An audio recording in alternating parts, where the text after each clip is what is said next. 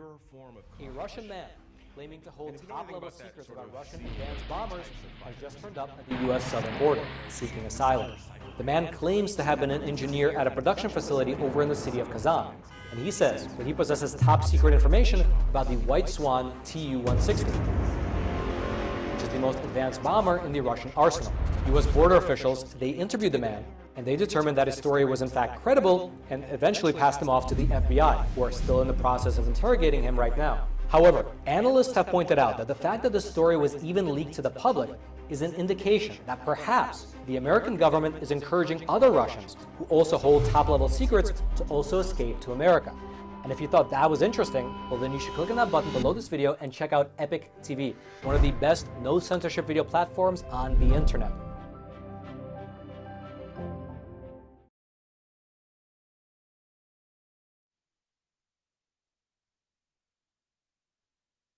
Martial arts came onto the scene, I was fascinated. A pure form of competition.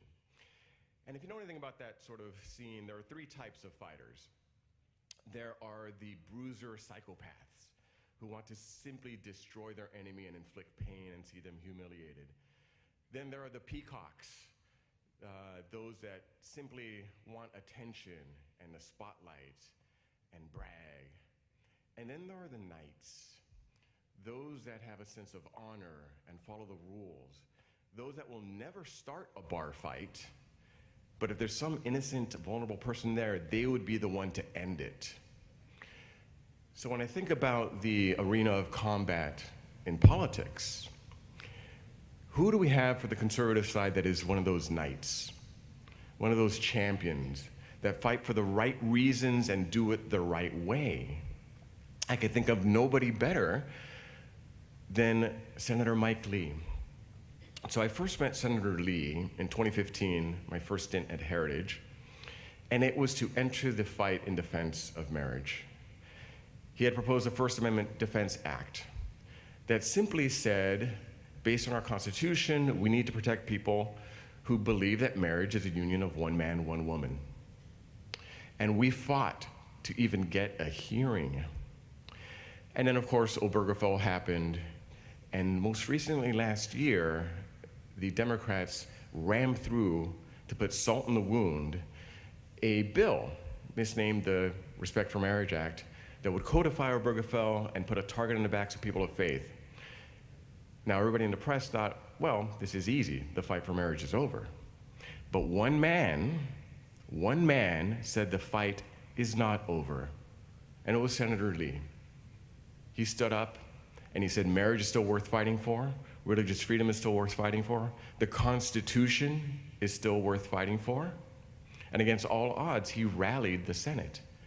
And the First Amendment Defense Act, which never even made it out of committee in 2015, 2016, actually got a vote, got 48 votes, 48 senators on record supporting people's belief in marriage. And it was all due to the courage of that one champion, Senator Lee. That's a couple votes away and a president away, right? People thought the fight was over. It was not.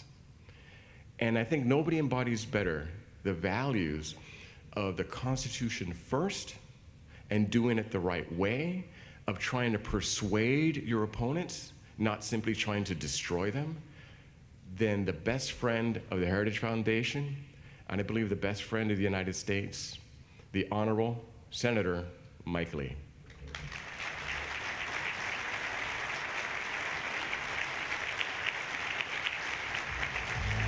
Very much. It's a nice welcome to the stage. And I have to note, Roger, that was the first time I've ever been introduced to any crowd with a Kung Fu reference. I wasn't sure where you were going at first, whether it was going to be a reference to my unknown twin brother, Bruce Lee, or something else.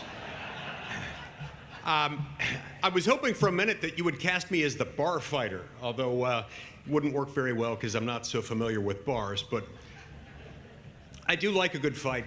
Thank you all for being here, and thank you for your support for the Heritage Foundation. This is an amazing institution, and I'm so happy to be joining you to celebrate the 50th anniversary of the founding of this amazing organization. Over the last 50 years, the Heritage Foundation has done such amazing work to advance its principles, to advance principles like limited government and free markets and individual liberty. This has been absolutely instrumental in shaping the American political landscape. It's made policymakers better informed. It's allowed more Americans to become more engaged. And I thank you for supporting and working within the Heritage Foundation. As we celebrate these remarkable achievements over the last half-century, reflecting on what lies ahead for America is really important, more now than ever. We're approaching our nation's 250th anniversary. And as we think about that, we've got to imagine what lies ahead and what's really at stake. From the economy to healthcare to education, the way our system of government operates.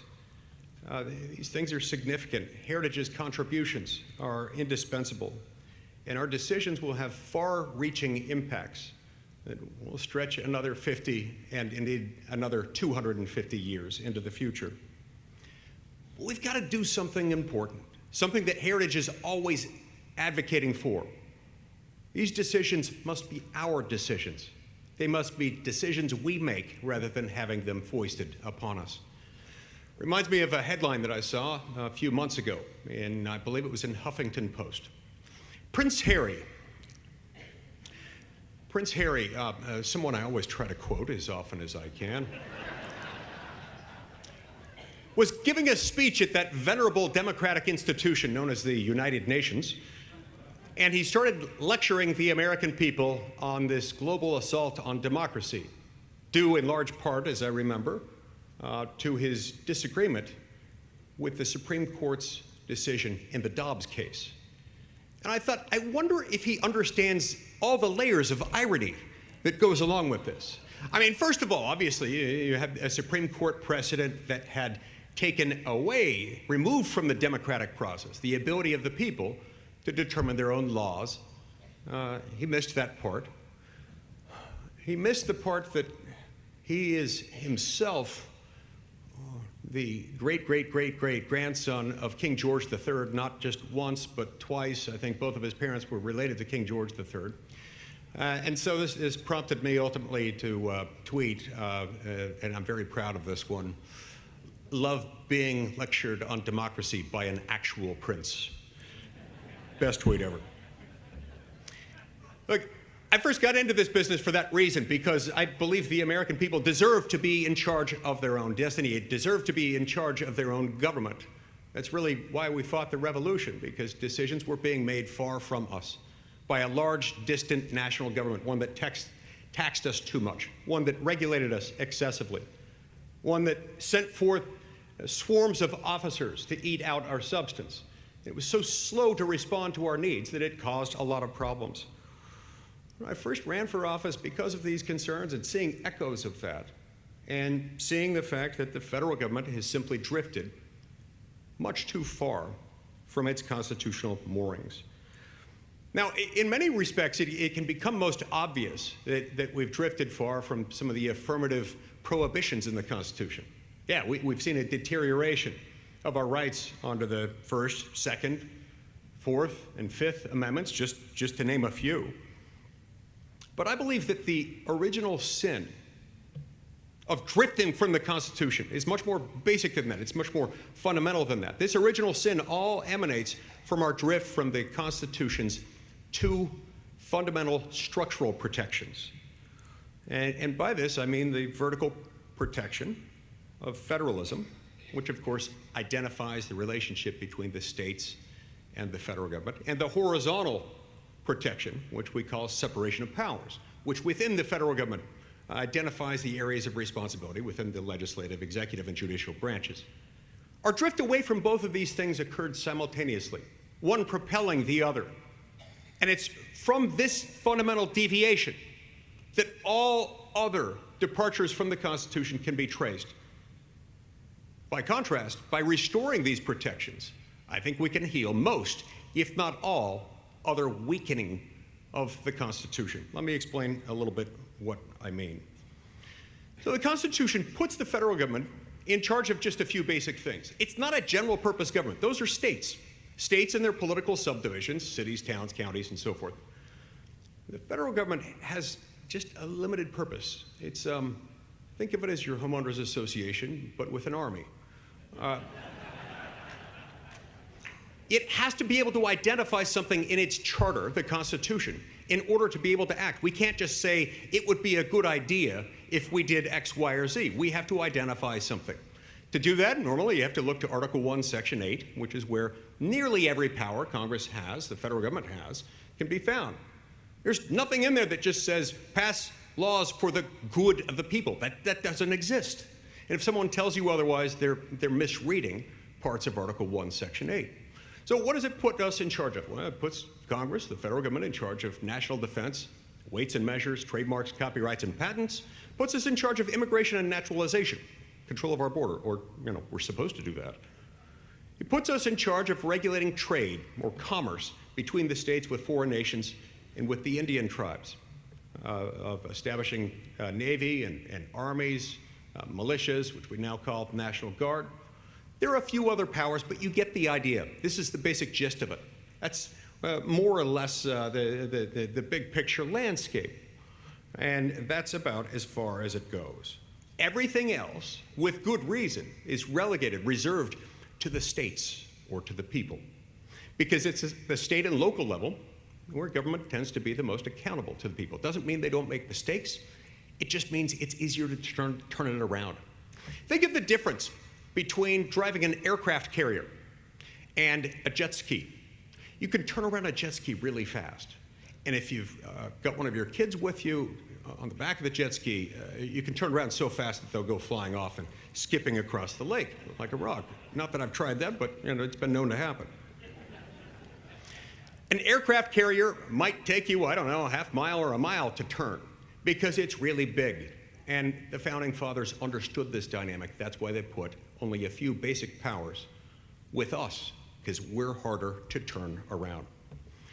So this careful balance of power between the three branches and between the federal power and the state power remained in balance really until the mid-1930s. And it worked really well. It ushered in the longest, most sustained, most remarkable, most unforeseen peacetime economic expansion, perhaps in the world's history. But it started to change in the mid-1930s during Franklin D. Roosevelt's New Deal program. You see, prior to the New Deal, the collective expenditures of the states had always exceeded the expenditure of the federal government, at least with the sole exception of a couple of wartime contexts in which other things became necessary and then returned to normal. But after the New Deal era, it has always remained the case that the federal government spends more than every state in the entire country combined. That is a problem, and it's never been restored since then. So this broadening of federal power is itself a problem. And I trace it back personally to one date, April 12th, 1937. It was 2 years to the date that the Supreme Court had moved into its current building. And the Supreme Court decided a case called NLRB versus Jones and Laughlin Steel Company. It didn't catch the notice of a lot of people. Many Washington insiders were aware of it. Basically, the Supreme Court reimagined, reinterpreted Article 1, Section 8, Clause 3, the Commerce Clause, to give Congress the power not just to regulate interstate commercial transactions, to make sure that the states weren't erecting commercial barriers to trade between them, but it gave Congress the power to regulate anything and everything that in the aggregate affects interstate commerce, which means Congress could now regulate everything. If Congress could imagine it and had lawyers clever enough to write it the right way, Congress could regulate it. All of a sudden, what was supposed to be this dynamic that Madison described in Federalist 45, is the federal government having powers, they're described as few and defined, and the state's powers numerous and indefinite. It's like they flipped the pyramid on its head. So all of a sudden, Congress had this enormous power to regulate labor, manufacturing, agriculture, mining, health, safety, welfare. All those things, to the extent they could do anything about them in the past, they had to be tied to something else, to their military power or some other enumerated power. All of a sudden now they could just do anything.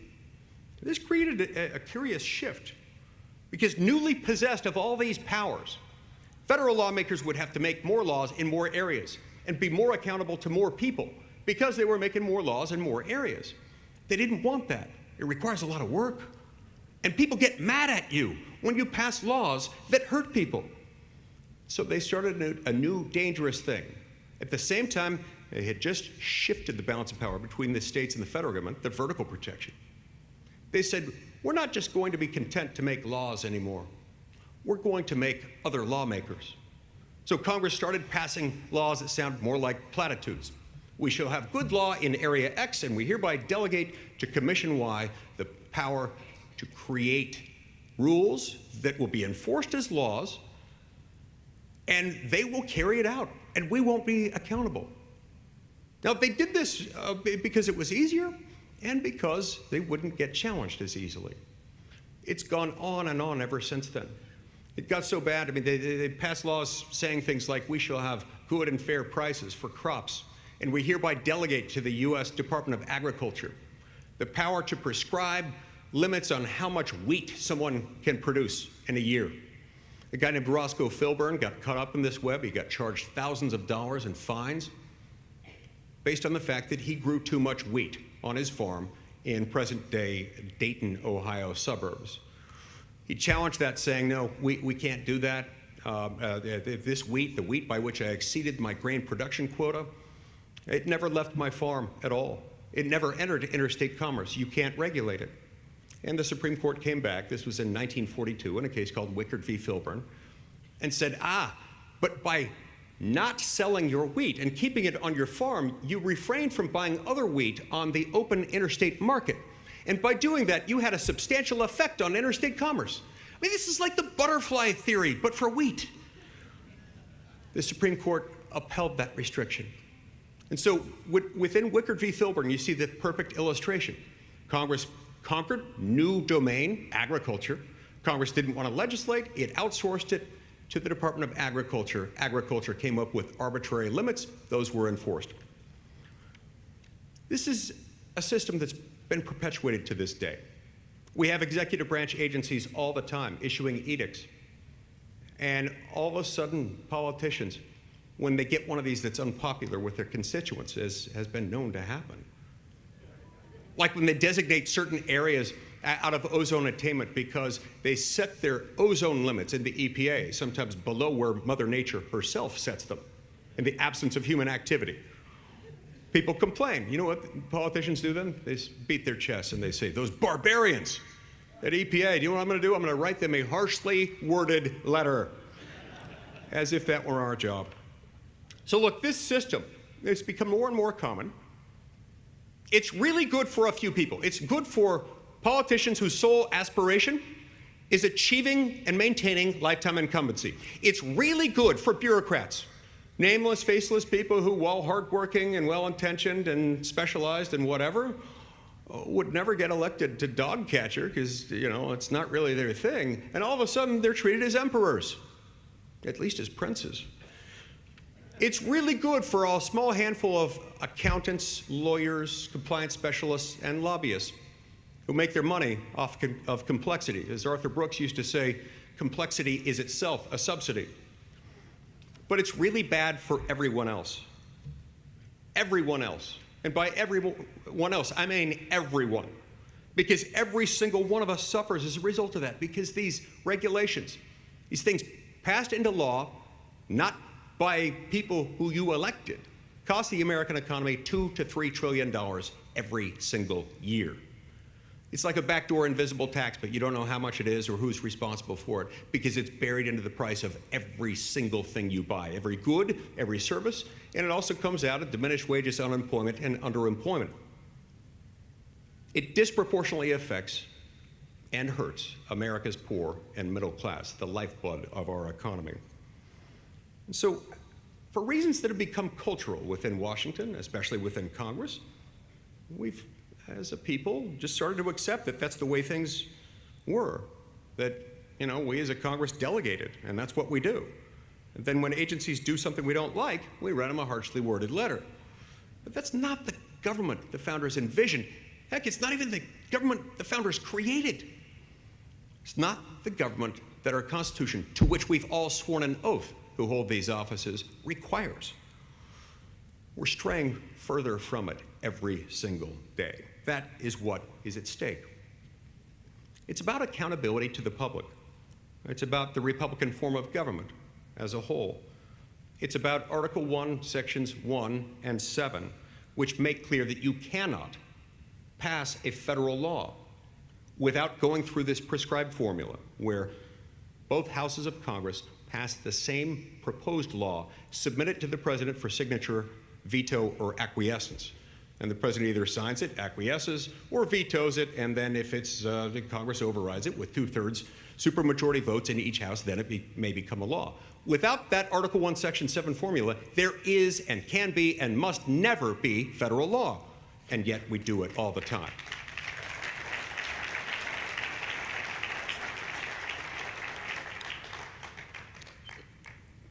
Madison, as if envisioning this moment and fearing that it might one day arise, but not envisioning it completely, commented on this in Federalist number 62. Here's how he put it. Quote, "It will be of little avail to the people that their laws are made by men of their own choice, if the laws be so voluminous that they cannot be read, or so incoherent that they cannot be understood, if they be repealed or revised before they're promulgated, or undergo such incessant changes that no man knows what the law is today, can guess what it will be tomorrow," close quote. So we're now in this circumstance. It's every bit as bad as, in fact, far worse than what James Madison could have contemplated with that, because not only are our laws so voluminous and complex and ever-changing that no sane person, in fact, no person of ordinary intelligence at all, no person without being able to devote full time to reading the Code of Federal Regulations and the Federal Register, which is the annual cumulative index of all the new regulations as they're released, no person could keep up with the legal obligations. So it's voluminous and complex, but it's even worse than that. These laws are not even written by men and women of our own choosing. That is tyranny, and that is wrong.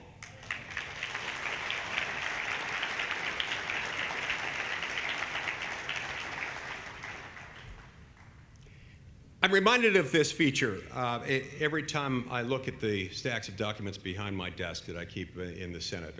One stack is a few inches tall. It's usually a few hundred to a few thousand pages long, and it consists of the laws passed by Congress last year. The other stack is 13 feet tall. In a warm year, it'll crest the 100,000 page mark in 1 year, and that is the Federal Register. This document, which I keep in my office, is a monument to Satan himself, and I look forward to its everlasting destruction.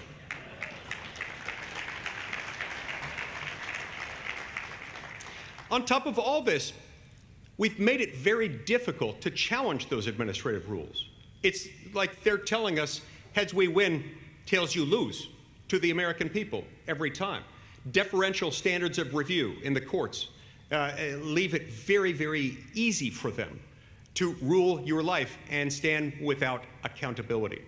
The loose, broad language we give them means that the sky is the limit with them. The sheer volume of delegations of lawmaking power we give them utter free rein, and it's horrible.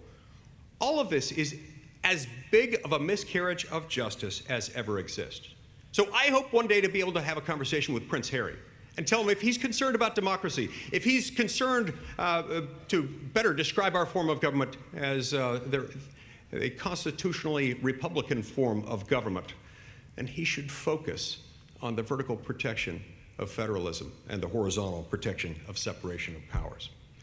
Because this kind of unreviewable legislative discretion has historically been reserved for despots and tyrants like King George III.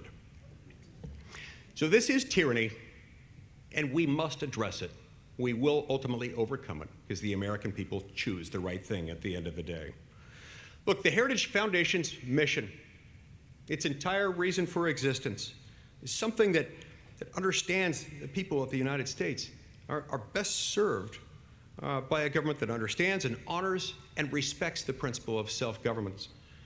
They've been a voice of reason and an advocate for our shared American values, reminding us of the power of individual liberty and the importance of limited government.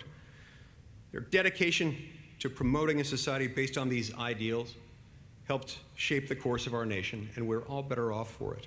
So as we move forward, the challenges facing our country will continue to grow. They're growing faster than ever. We need the Heritage Foundation now more than ever. And I'm so grateful to Kevin Roberts and his amazing team. They do extraordinary work, and I salute them. They will continue to be a force for good in coming years, and I'm so proud to stand with them and with you to support a better, brighter, and more prosperous future for all Americans. May Almighty God continue to bless the United States of America. Thank you.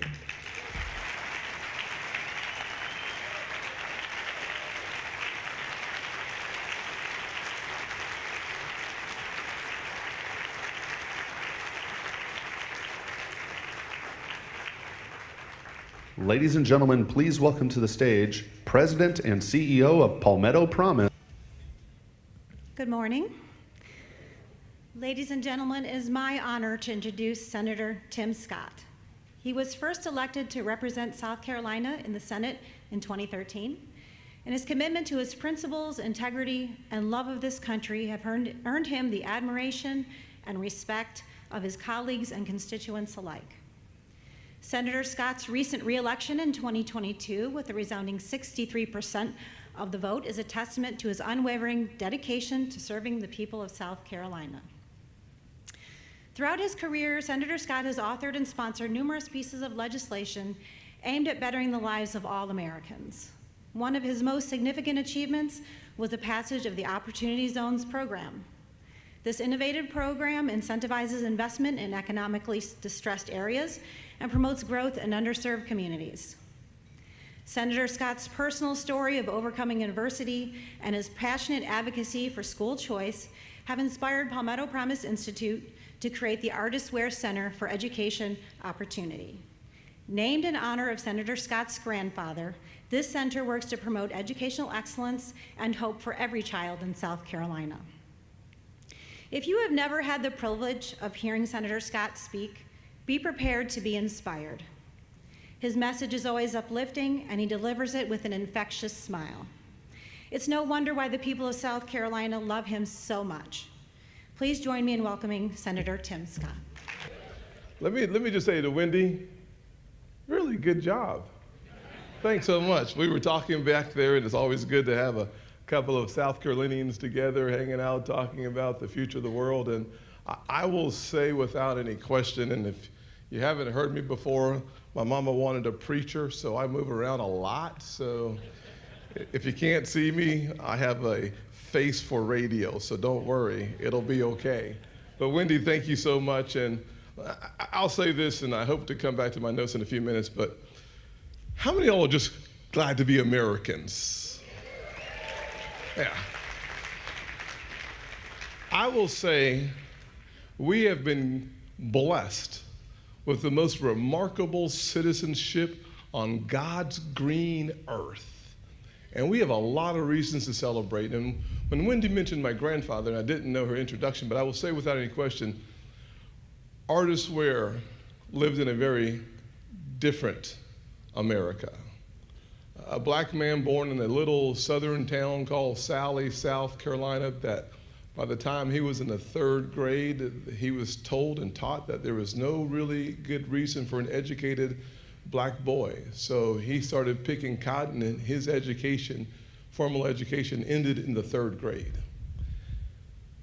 And so when I hear the work at the Palmetto Promise and a center focused on education named for a man who was the wisest guy I knew but didn't have the formal education, it warms my heart. So thank you so much. And I will say that for that man who literally started picking cotton but lived long enough to see his grandson pick out a seat in Congress, It tells me of the goodness of God in the land of the living and the remarkable evolution of the Southern heart. So much has changed, and we spend so little time celebrating the evolution of who we are as a people. But my grandfather, even though he lived through the Jim Crow South, he believed then what some doubt now, which is in the goodness of what America can be. I think it was time for us to slow it down a little bit and rejoice in the truth that while we have problems that are stubborn and difficult, we are the country that continues to prevail over the forces of evil. Every single generation, we have the most remarkable stories. And it takes strong leadership, without any question. And I'm thankful that you all here at Heritage have chosen well in your leader. Kevin Roberts is a fantastic leader for the nation's most powerful conservative organization. We did a podcast a few weeks ago or a month ago, and we started the conversation on joy. And I was like, wow, this is a refreshing experience. Someone who really wants to talk about joy. And joy comes from the inside, not from the outside. Joy is not circumstantial. As a kid growing up in poverty, I was not always happy. But in a household filled with love and with faith, there was always the joy of the Lord being your strength. And I grew up in that situation, and I will say without any question that some of the hardest times in my life happened between 7 and 14 when I was just a kid. My parents divorced. We moved back into my grandparents' house, and that was a small home that they were renting, 700 square feet. And my mother, my brother, and I shared a bedroom and a bed for a few years. But my grandmother was the praying kind of woman. My grandfather taught me there's dignity in all work, and the combination flowed through my mother where I learned both from her. My mother said there's no excuse for not succeeding. She was a nurse's aide. So she changed bedpans and rolled patients for 16 hours a day when we moved out on our own. She had to work extra. But she said, if I can, I must. Never look for a handout if you can just do it yourself. And that woman worked really hard and gave me the model that I needed to understand and appreciate the actual brilliance of who we are as Americans. Well, as you would imagine, that kid from 7 to 14, I was a disillusioned, sometimes angry, unmotivated, uninspired student. My grades reflected it. As a freshman in high school, I didn't do so well. You know, Mike Lee graduated cum laude. I graduated, thank you, Lottie. So just, got all kinds of senators in the Senate, okay? Just want to make sure y'all know the difference between the two. And my freshman year, I failed 4 subjects. I failed world geography and civics. Civics is a study of politics. Now, how many of y'all would agree with me that I may not be the only person in the nation's capital that failed civics in America? A whole lot of folks on the left still failing civics today. Can I get an amen? Okay. I also failed Spanish and English. When you fail Spanish and English, no one calls you bilingual. They all call you bi-ignorant because you can't speak in any language. That's where I found my unhappy self. But I had 2 major blessings. That mother I just talked about who believed that faith is the key and your hard work unlocks the door. And a mentor who was a guy named John Moniz, a Chick-fil-A operator, who taught me that any kid at any time from anywhere could succeed beyond their wildest imagination if they defined hope as perspiration plus inspiration leads to hope. It's not something that you just get because you hope and pray that it gets there. I was taught, pray like it depends on God, work like it depends on you. And I will tell you that those 2 individuals, one black, my mama, and one white, my mentor, taught me of the goodness of the American people. They taught me to work really hard and don't worry about the consequences. They will take care of themselves. Every rung of the ladder I held on to in order to climb out of my very challenging situation, it seems like today the radical left and Joe Biden are literally attacking the ladder to success I used to climb. And it's almost if they have created a blueprint on how to ruin America.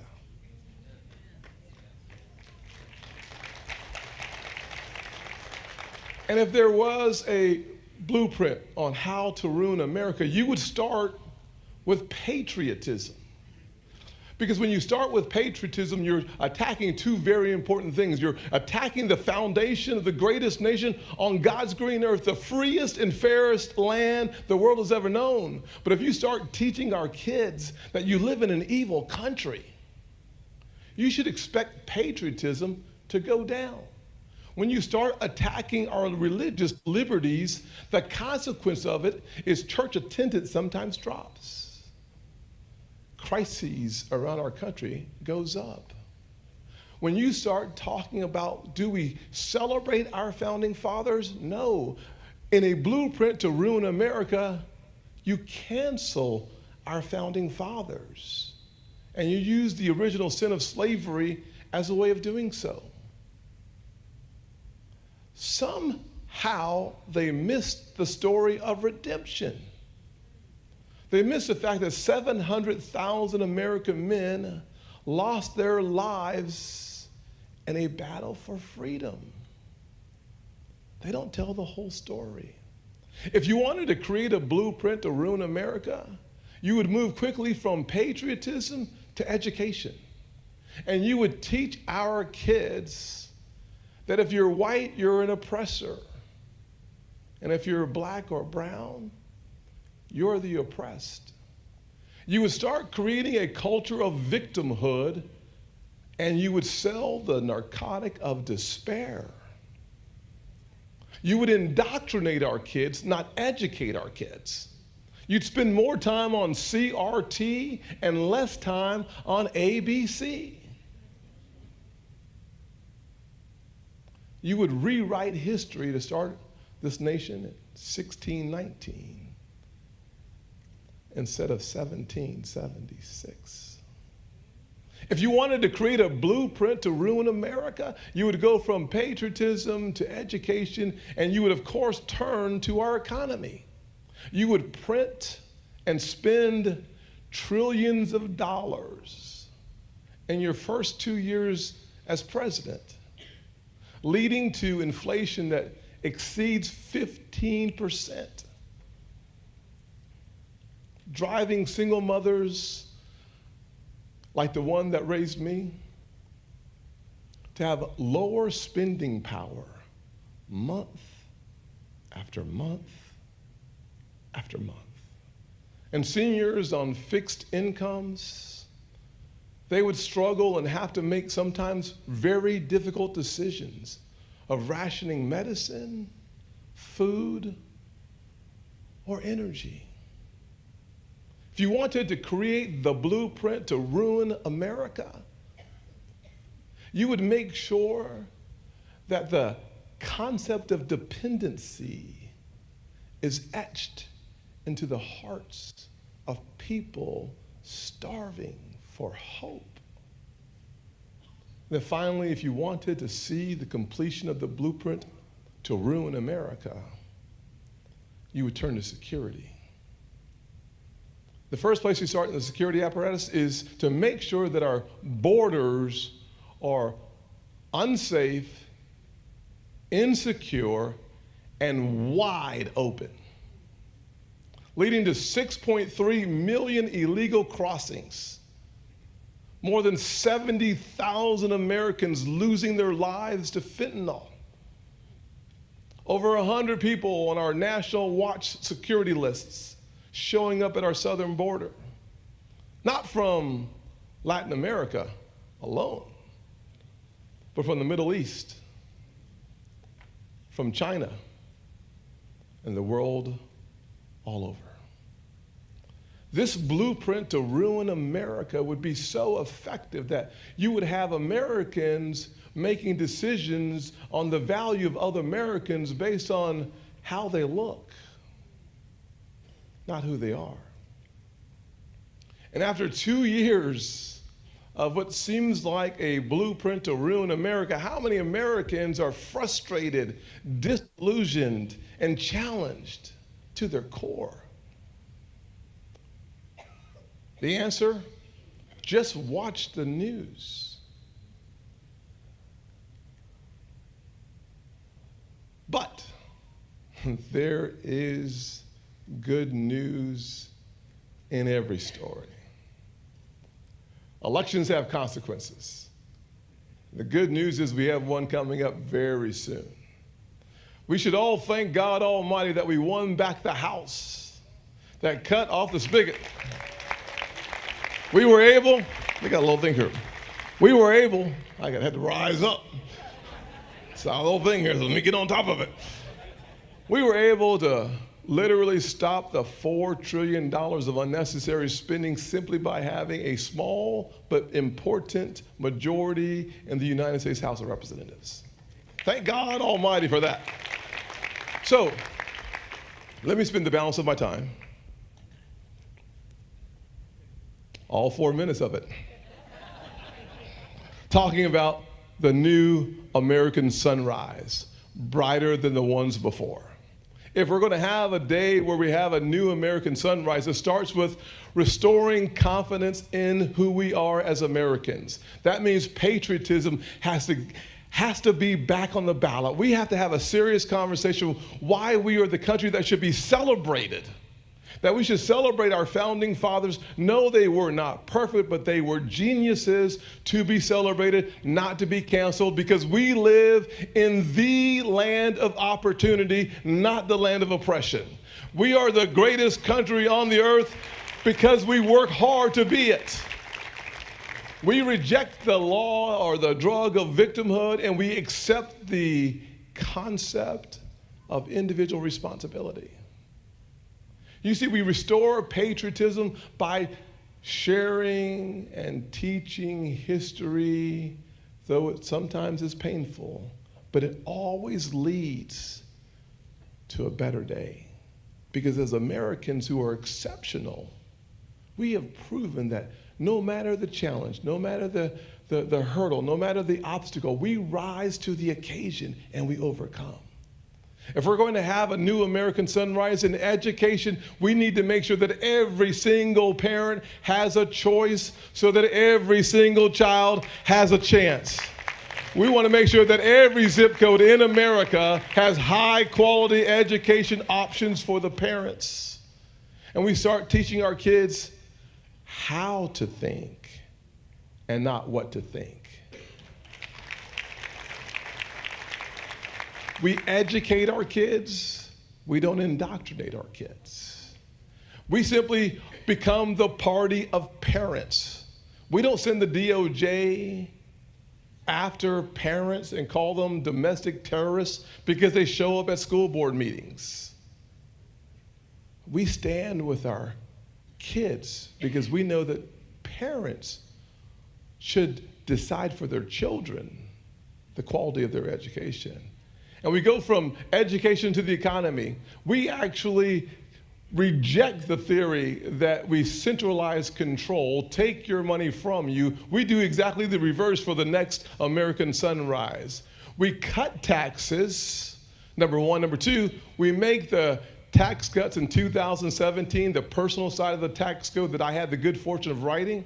Those taxes were temporary because of the vehicle of reconciliation that we had to use to get it done. That $2.5 trillion worth of tax cuts expires in the next couple of years. We make those tax cuts permanent so that you keep your money, you decide your future, and you dream your dreams. We also make sure that we have an incentive-based economy like the Opportunity Zones, bringing $200 billion back into the poorest areas of the country. We must do the exact same thing to get rid of our dependency on China. We have to make sure that we have supply chains and supply lines that are resilient. That means bring them home. Give companies tax incentives, lower their taxes so they make it in America, so that we are less dependent on China than we've ever been in the history of the greatest nation on earth.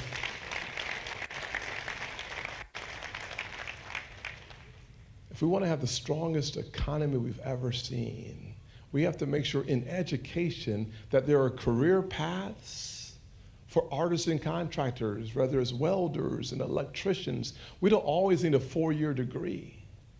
So we have to fuse those two together. And finally, if we get our patriotism right, where we celebrate who we are as a nation, we understand that the seeds of greatness, not the seeds of grievance, is our future, and we allow the seeds of greatness to germinate, we start seeing the fruit, the harvest, in the next generation.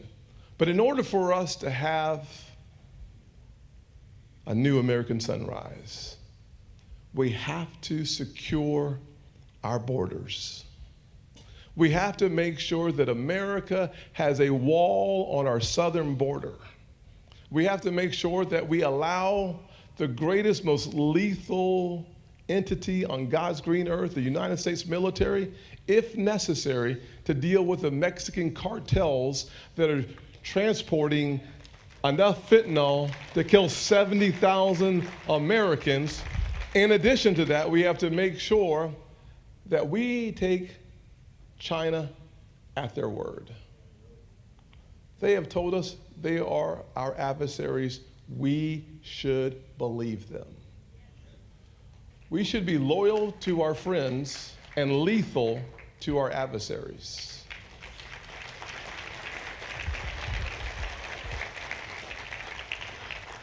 Because when the clock says 0, I assume that means you're out of time. I won't take up an offering, but I'll keep preaching. Yes, hallelujah. But now let me close with this.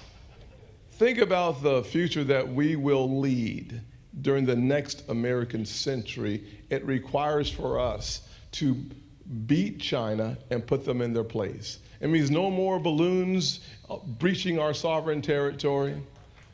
It means no more IP theft of our intellectual property. It means no more Chinese communist illegal police stations set up in a couple of our states.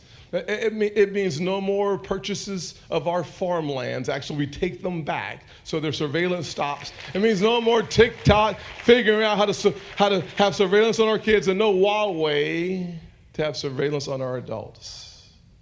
The next American sunrise means that the strength of our leader is more important than the strength of their leader. Today, we are losing the battle because the weakness of the President of the United States is always more important than the strength of President Xi in China. Get ready for another American sunrise. God bless you.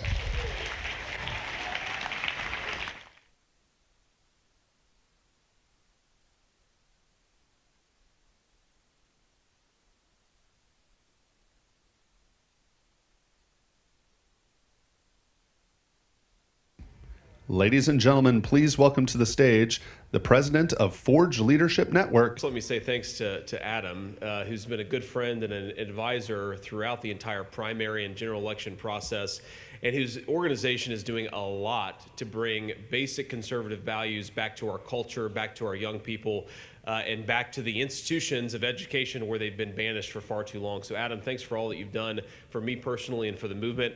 I want to thank all of you for being here, and I want to thank especially Kevin Roberts and all of the Heritage Foundation for 50 years of incredible work on conservative policy.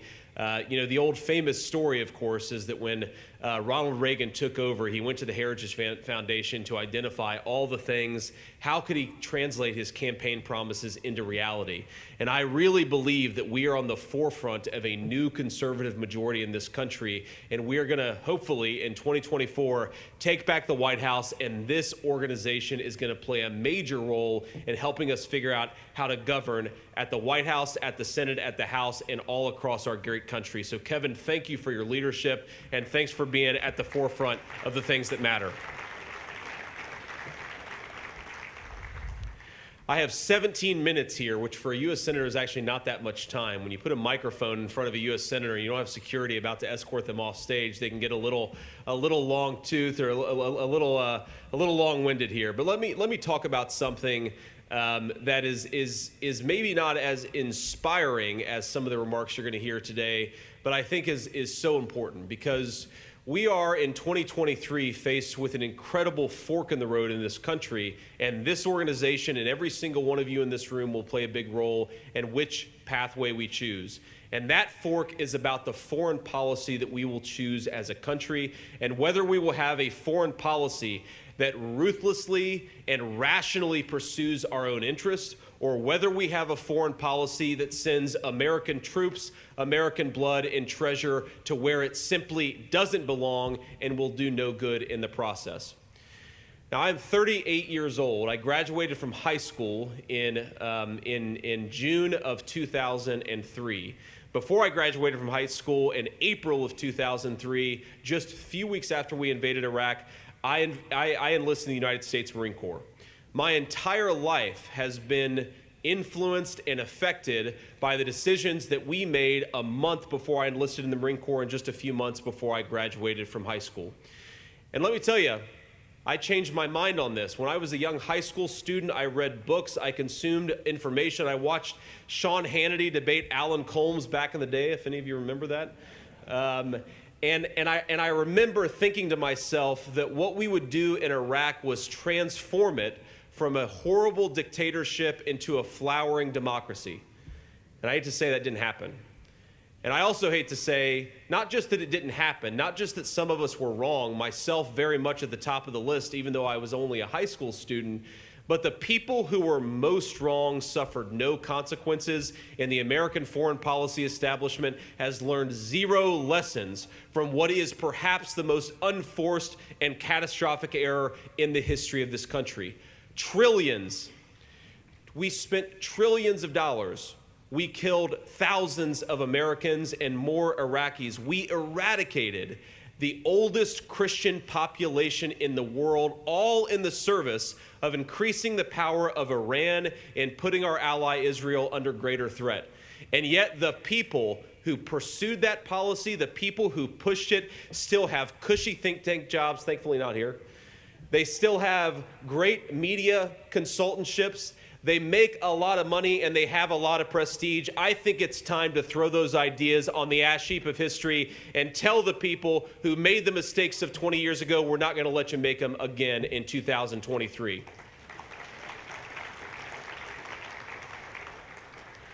I mean, just think about this. People that, I know a lot of you in this room, and I'm sure a lot of you have different views on foreign policy, but think about all the people that 20 years ago, 10 years ago, we thought of as friends and allies in the conservative movement. People like Bill Kristol, people like David Frum, right? Now, maybe all of you knew more than I did at the time, but these guys were people who I thought knew everything. They knew exactly what we needed to do in American foreign policy.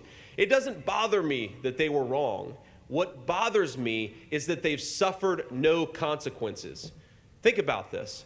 If you had been put in a position of power where you had advocated for a catastrophic decision in your company, in your personal life, in your business, certainly at the height of American foreign policy, don't you think you should suffer some consequences when you screw it up? That common sense? This is maybe the most important lesson of Iraq, is that the people who drive our foreign policy very often don't know what they're doing, but they suffer no consequences when they're wrong. We in this room need to change that. We need to make sure that the people who have made catastrophic mistakes at the very least have to apologize for it before they advocate the next catastrophic mistake for the next generation. How about that?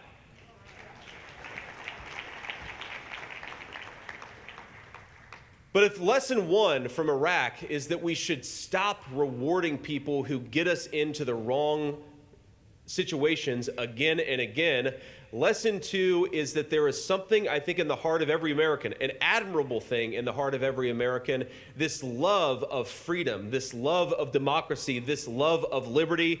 And ladies and gentlemen, we have to recognize that while I believe that that fire is alive in the heart of every American, that doesn't mean it's alive in the heart of every other person all across the world.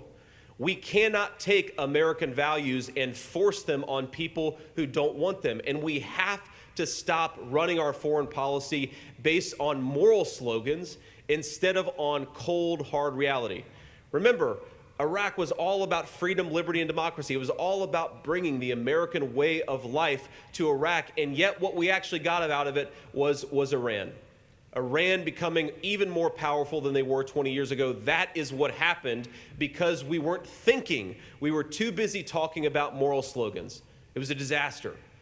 Now let's go back, or let's move forward a little bit, because I think we need to apply these lessons, importantly, to a new conflict in a new war that a lot of people in this town think America should get more involved in. And frankly, we're learning, apparently, that America already maybe has troops on the ground in Ukraine. Ladies and gentlemen, get America out of Ukraine. Get American troops out of Ukraine.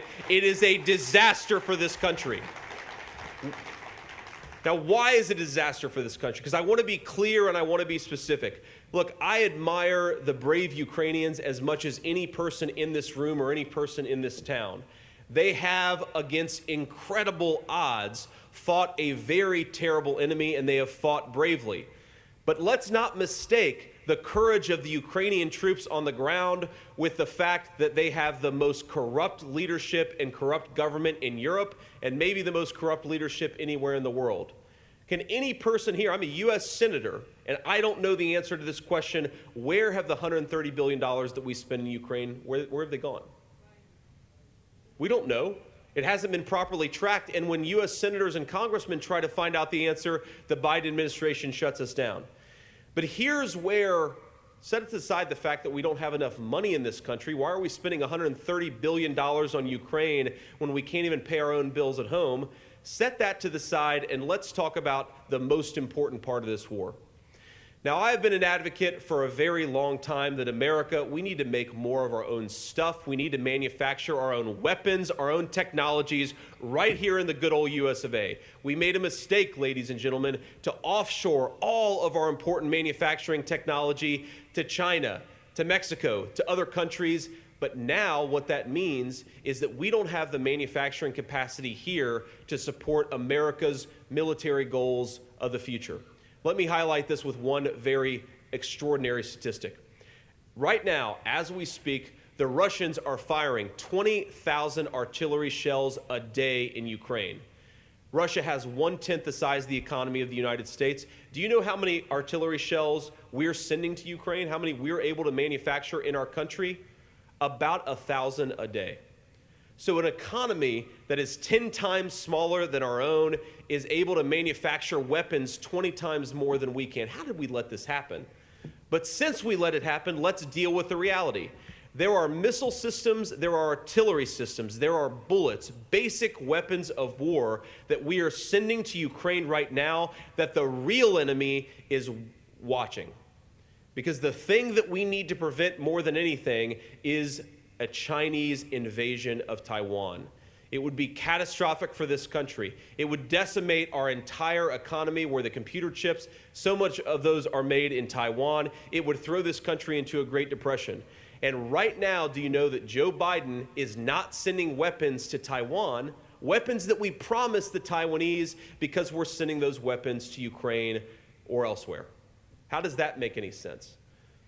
Now, here's the thing that I'm often confronted with. When people tell me that we can focus on Ukraine and Taiwan at the same time, they say that we have to show Putin that we mean business so that Xi in China will know that we mean business too.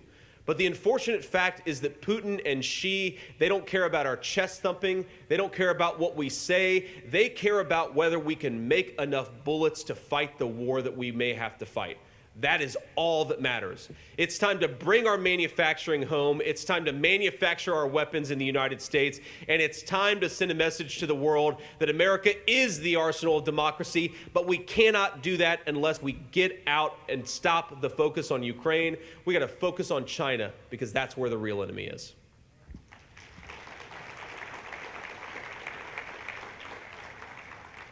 This is hard for a lot of us to accept.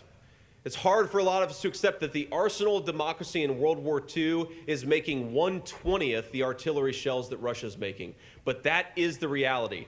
And let me close this question of foreign policy, this argument on foreign policy, with what we need to do to rebuild our own country. Yesterday, I stood on the Senate floor, my first speech on the Senate floor, actually, and I objected to a Biden administration. I sometimes say the Obama administration, and I confuse myself, and then I say, well, it's actually the same thing, so who cares? But a Biden administration ambassador who went to the very conservative country of Ghana, where she was the ambassador, and decided that it would be in America's best interest to hang up the trans pride flag in the American embassy in Ghana, okay? We are led by unserious people, ladies and gentlemen. We're led by a bunch of fools, if we're being honest. Let's be more direct. Now, here's the thing. The Chinese, Larry Summers, the Obama administration economist, once said, when the Chinese come to Africa, they want to build you an airport. When the Americans come to Africa, they want to lecture you. They want to lecture you about progressive politics. Ladies and gentlemen, let's get progressive politics out of our foreign policy. If a majority of Americans don't believe something, we shouldn't be forcing it down the throat of somebody else. But this is what American foreign policy has become. We ignore the fact that we don't manufacture enough of our own weapons, and we send woke gender studies professors to Africa when the Chinese are building roads and bridges and hospitals. And you know why this matters? It matters because Africa has an incredible future in the economy of the 21st century. And if all the minerals and all the resources and all the possibilities of Africa in the 21st century are controlled by China, we are going to suffer. You can't manufacture computer chips without some of those minerals. You can't manufacture weapons without some of those minerals. So let's get the woke stuff out of our diplomacy, and let's get back to an American foreign policy based on our national interest. It's really that simple. Now let me just, thank you. Now let me just finish with this one final thought here. You heard this from Tim Scott, great colleague. You'll hear this from a lot of other people in the future. We live in an incredibly dangerous world and a very new world. I talked earlier about how it's hard for a lot of us, especially kid 38 years old. I grew up in the era where America was the sole foreign policy power in the world. What will determine whether we win the battle against China? I really don't believe it's not a question of whether we have the best people. Of course we have the best people. Not a question of whether we have the best economy. Of course, right now we have the best economy. It's not a question of anything other than of leadership and of whether we are willing to trust and believe in the American people, to support their values instead of trying to destroy them. In other words, if you have an American leadership that is trying to destroy the American family, if you have an American leadership that is convincing 12-year-old kids that they were born in the wrong body and we're going to impose crazy surgeries on them to fix this, if you have an American leadership that teaches Americans not that we have a common history and a common future together, but that they should hate one another based on the color of their skin, that is what the modern left is doing to this country, and that's what we have to fight against. If we are strong here at home, if we build things here at home, if we have the self-confidence and the will to say we are all Americans, we believe in an American past, and importantly, in an American future, we will win the battle of the future. But that's what this is all about. Don't give up the culture. Don't give up our economy. Don't give up the very things that make us who we are, because whether we beat back the Chinese, it has nothing to do with China, and it has very little to do with the rest of the world. It has to do with whether we allow American leadership to disgrace us and destroy what makes this country special, or whether to build on what comes from the past. I believe we ought to build on what comes from the past, and I believe we will. And let me leave you with one final thought. You know, I'm a new senator. I'm a new politician. I ran for office. Actually, I hate calling myself a politician. It's sort of, I feel like I need to go take a bath or something. But I guess I am. When you run around asking the people of Ohio to vote for you, you become a politician. I've been doing this for all of 2 years. But let me say something. Adam talked about, I think, you don't hear people in America talk about their faith anymore. You don't hear people in America talk about the fact that we were, as John Adams said, a foundational republic created for moral and religious people. Well, I'm going to talk a little bit about God. When I was actually talking to a good friend about 2 years ago, actually, when I was thinking about running for Senate. And there was a lot going on in the country at the time. There were a lot of bad things that Joe Biden was doing. This was when, remember, Delta and some of the big corporations in Atlanta were going after Georgia for passing common sense voter ID. You remember that? That was about 2 years ago. And I remember thinking to myself, well, if the corporations are teaming up with the left, what can we really do here? And I was doing something, there's a technical term for what I was doing when you sometimes talk to a friend and you're not feeling great about things. I was whining. I was whining to a buddy about how things were going, and he kind of stopped me dead in my tracks. He's a person who's very influential to me returning to my own Christian faith, and he said, JD, despair is a sin. I thought a lot about this because I talked to a lot of people from all walks of life in the conservative movement. I see a lot of despairing right now in our movement. And I'd encourage you to think despair is not just bad because it allows the other side to take advantage of us. It's not just counterproductive. Despair really is a sin. Our hope in this country is not that everything has been going perfectly in the last 10 years, because it hasn't. Our hope in this country is that we have the best people in the world, we have the best republic in the world, we have the best constitution in the world. Ladies and gentlemen, despair is a sin. Let's fight for this country and take it back. God bless you, and thank you for having me.